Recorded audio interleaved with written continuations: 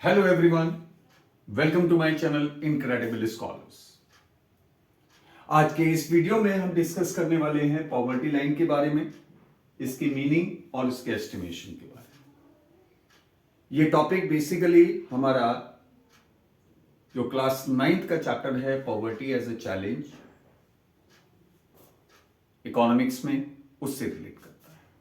अपने पिछले वीडियो में हमने जो डिस्कस किया था वो पॉवर्टी के बारे में डिस्कस किया था, basically meaning of poverty, who are considered to be poor, और हमने दो इसके डायमेंशंस, पहला सोशल एक्सक्लूजन और वल्नरेबिलिटी के बारे में डिस्कस किया।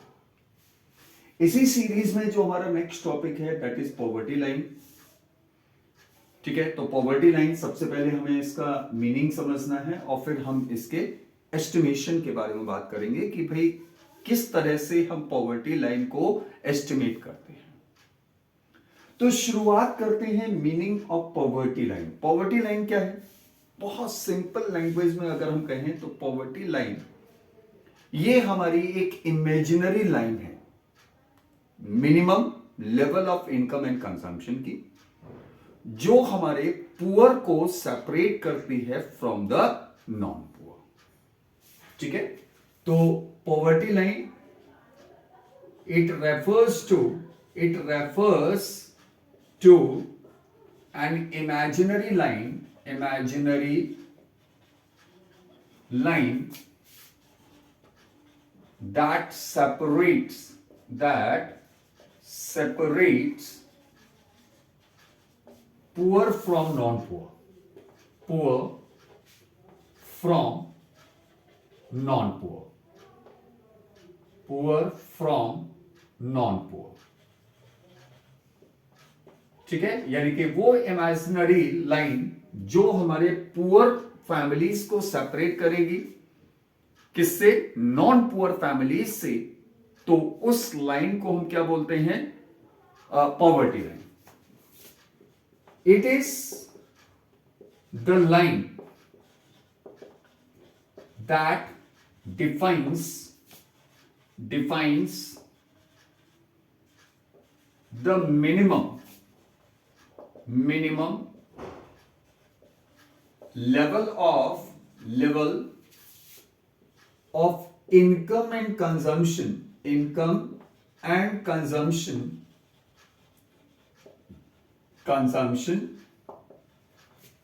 required for subsistence। ठीक है, यानी कि किसी भी इंडिविजुअल को अपने सबसिस्टेंस के लिए, अपने सर्वाइवल के लिए कितना मिनिमम इनकम और कंजम्पशन होना चाहिए, इस चीज को ये पॉवर्टी लाइन डिफाइन करती है। ये जो पॉवर्टी लाइन है इट डिपेंड्स अपॉन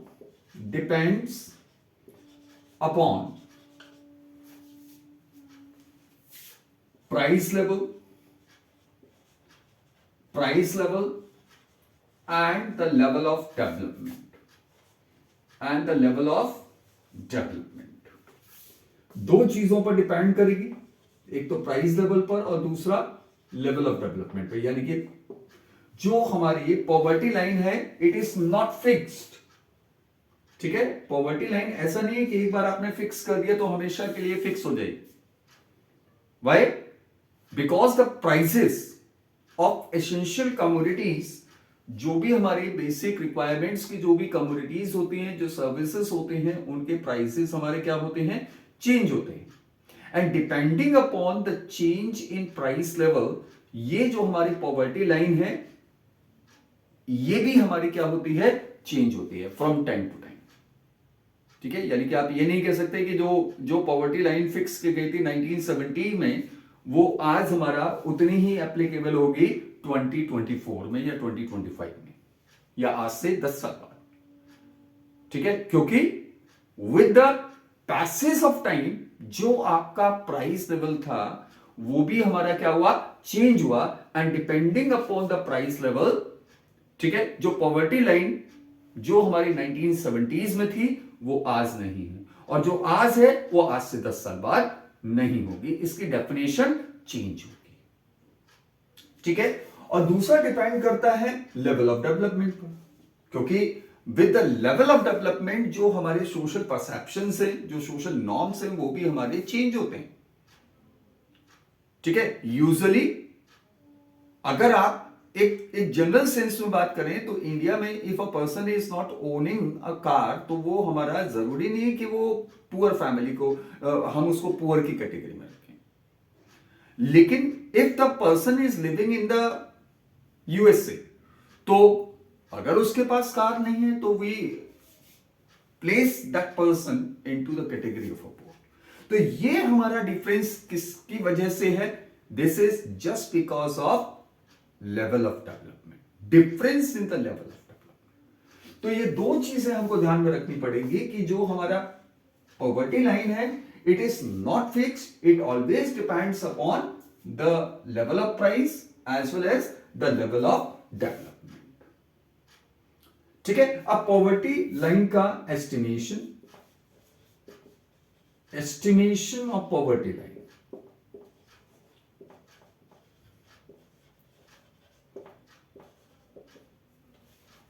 ठीक है, पॉवर्टी लाइन को हम किस तरह से एस्टिमेट करते हैं? तो पॉवर्टी लाइन को एस्टिमेट करने के लिए हम एक minimum level of income and consumption हम फिक्स करते हैं। ठीक है, कि भाई हमारी मिनिमम रिक्वायरमेंट्स, हमारी बेसिक जो रिक्वायरमेंट्स हैं, वो हमारा मिनिमम लेवल उसका क्या है। अब जो वो हमारे बेसिक रिक्वायरमेंट्स है, बेसिक रिक्वायरमेंट्स में हमारा क्या होगा? फूड होगा, क्लोथिंग होगा, हाउसिंग होगा, ठीक है, एजुकेशन है, हेल्थ केयर है। इन सारी चीजों को हम क्या करते हैं? एक मिनिमम लेवल को फाइंड आउट करते हैं। ठीक है, तो for the purpose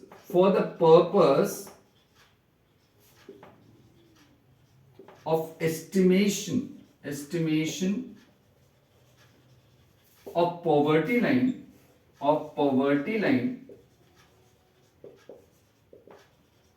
a minimum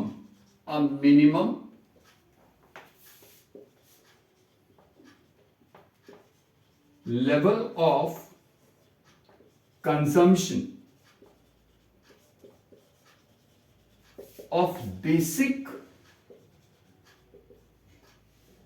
needs like food, clothing, housing,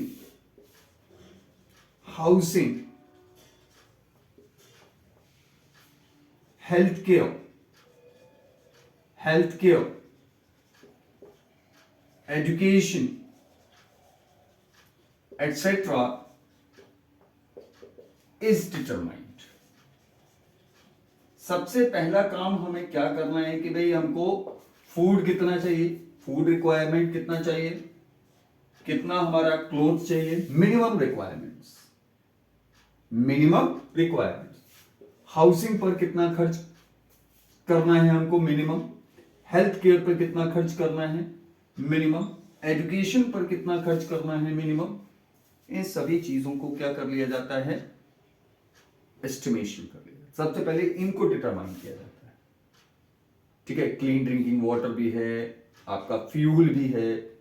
ठीक है, यानी कि मिनिमम लेवल को हमने क्या कर लिया? डिटरमाइन कर लिया। Now the minimum requirements of all these physical quantities, ठीक है, are multiplied with their prices। ठीक है, हम क्या करते हैं कि भाई हमारा ये तो हमारा क्या हो गया? Minimum level of consumption. अब मिनिमम लेवल ऑफ एक्सपेंडिचर को हमें कैसे फाइंड आउट करना पड़ेगा? भाई ये जो हमारी फिजिकल क्वांटिटीज हैं, ठीक है, इनको हम मल्टीप्लाई करेंगे बाय देयर प्राइसेस। ठीक है, यानी कि they are expressed in terms of their existing prices. This way we are able to find out the minimum level of consumption and income. ठीक है, और यही हमारा क्या आ गया, द पॉवर्टी लाइन। ठीक है, तो the minimum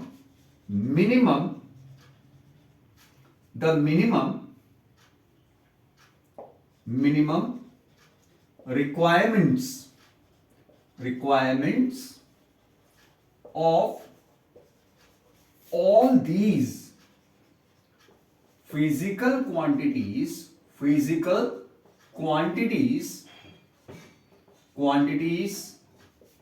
are then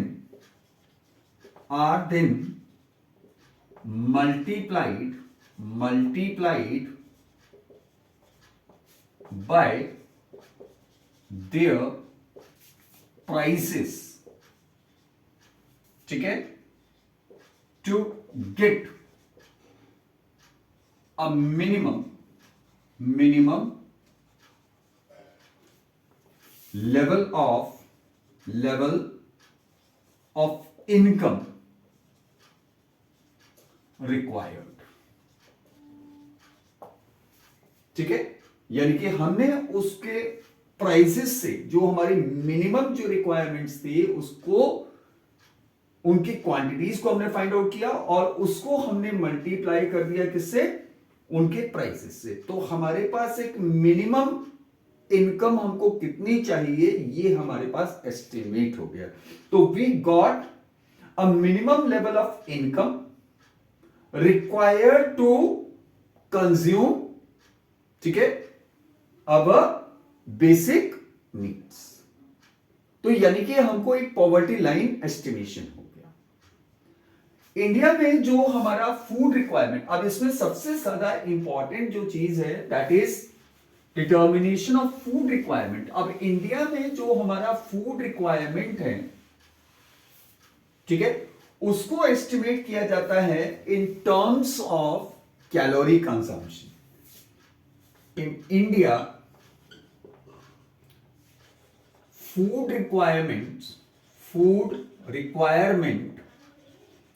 food requirement is estimated in terms of calorie consumption, ठीक है, कैलोरी कंजम्पशन।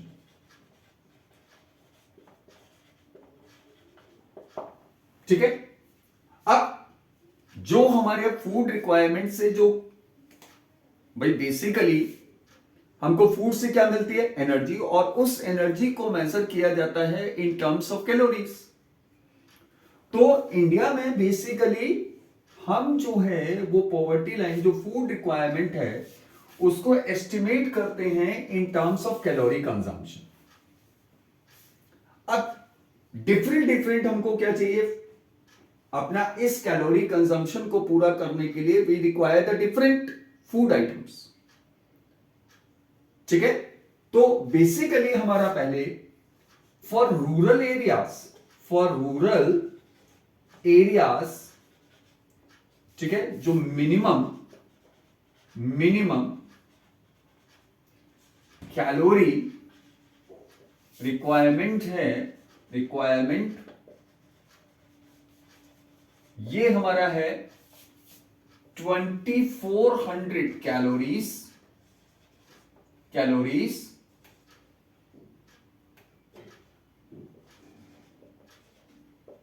पर पर्सन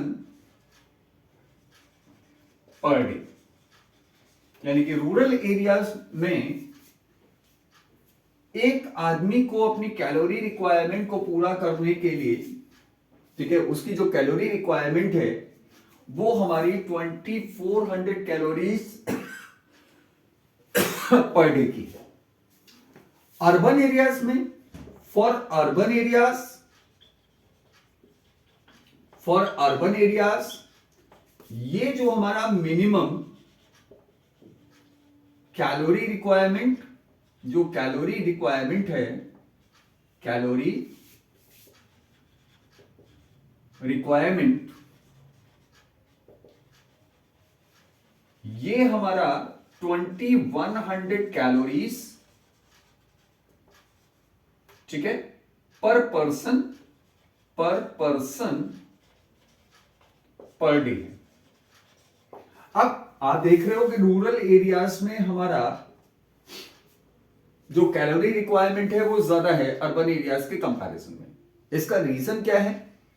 क्योंकि जो लोग रूरल एरियाज में रहते हैं वो फिजिकल वर्क ज्यादा करते हैं, इसलिए वहां पर जो हमारा कैलोरी रिक्वायरमेंट है वो ज्यादा है, ठीक है। एक्चुअली ये जो कैलोरी रिक्वायरमेंट्स होती है, this depends upon various factors, जिसमें हमारा एज है, जिसमें हमारा सेक्स है, ठीक है, जिसमें हमारा टाइप ऑफ वर्क है, ठीक है। तो जो हमारा कैलोरी रिक्वायरमेंट्स हैं ये हमारा एज पर, सेक्स पर, और तीसरी चीज हमारा टाइप ऑफ वर्क या हम कहें नेचर ऑफ वर्क पर डिपेंड करता है, ठीक है। यूजुअली वो लोग जो ज्यादा फिजिकल वर्क करते हैं उनको ज्यादा कैलोरीज की जरूरत होती है।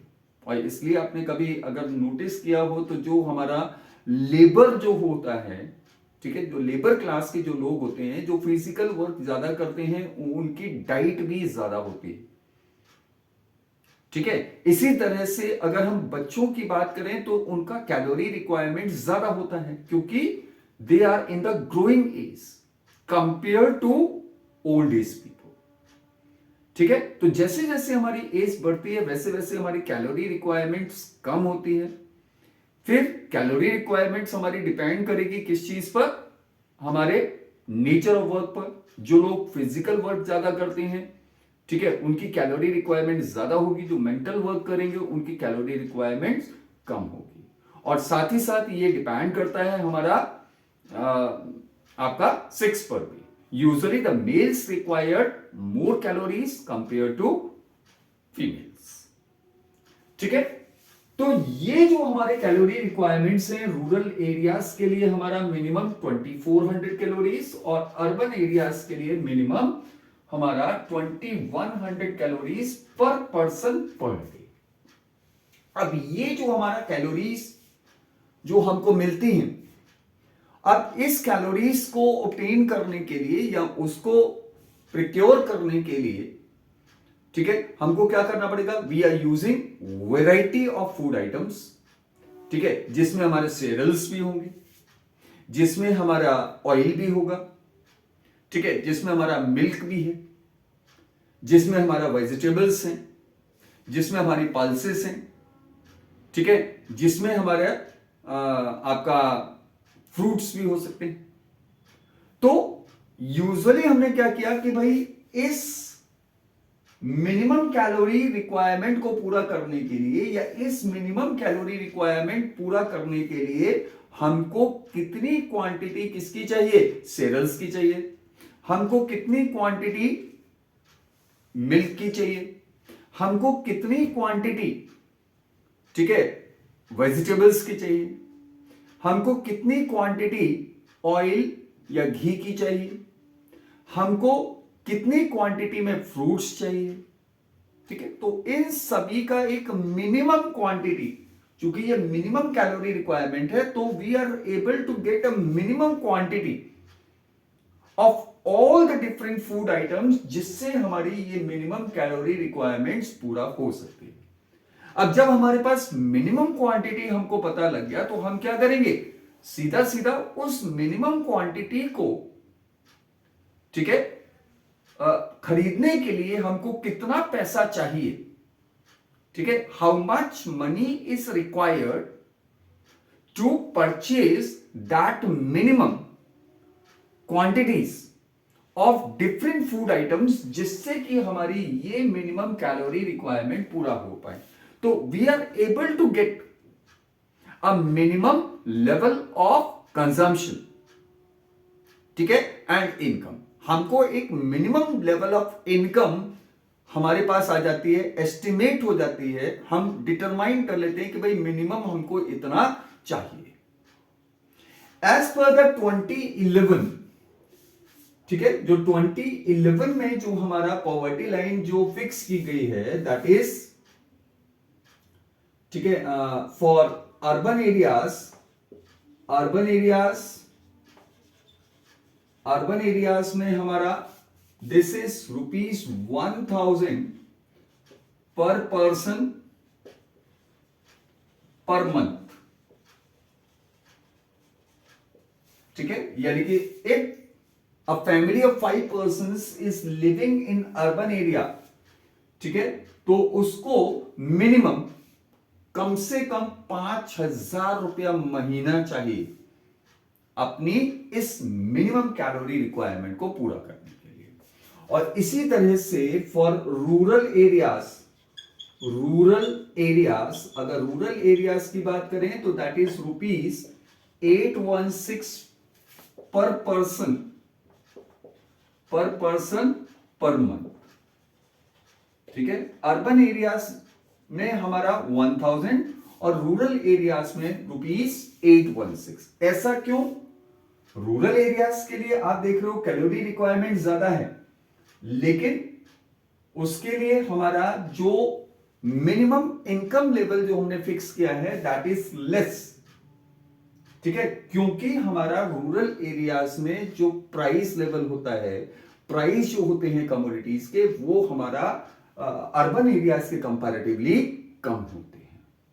तो अगर कोई फैमिली रूरल एरिया में रह रही है तो उसको मिनिमम, अगर मान लीजिए 5 लोग हैं इसमें, तो इंटू 5 कर लीजिए, तो इट इज 4080 रुपीज हमारे 5 पर्सन की फैमिली के लिए 4080 रुपीज चाहिए।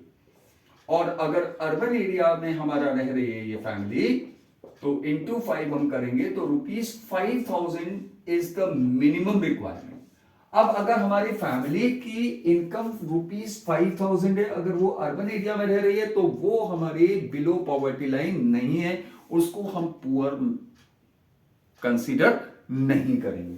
And if the family is living in the rural area, ठीक है, तो उस फैमिली को मिनिमम कितना चाहिए? 4080 रुपीज उसकी मिनिमम रिक्वायरमेंट होगी। और अगर उसकी फैमिली की इनकम 4080 से कम है तो वो पुअर की कैटेगरी में आएगा, अगर उससे ज्यादा है तो वो पुअर की कैटेगरी में नहीं आएगा। ठीक है, तो इस तरह से हम पॉवर्टी लाइन का बेसिकली यूज करते हैं टू डिटरमाइन कि हमारे पुअर कौन है और नॉन पुअर कौन है। और ये बेसिकली क्या है? हमारा एक minimum level of income and consumption है। ठीक है, जिससे हम डिटरमाइन करते हैं कि कौन पुअर है और कौन नॉन पुअर है। So this is what all about the poverty line. Hope that you go through this whole video to understand the topic well. आपके जो भी कमेंट्स हैं you can share in the comment box. Subscribe my channel Incredible Scholars. Like the videos, share the videos with your friends and your known ones. Till then, thank you and have a learning day ahead.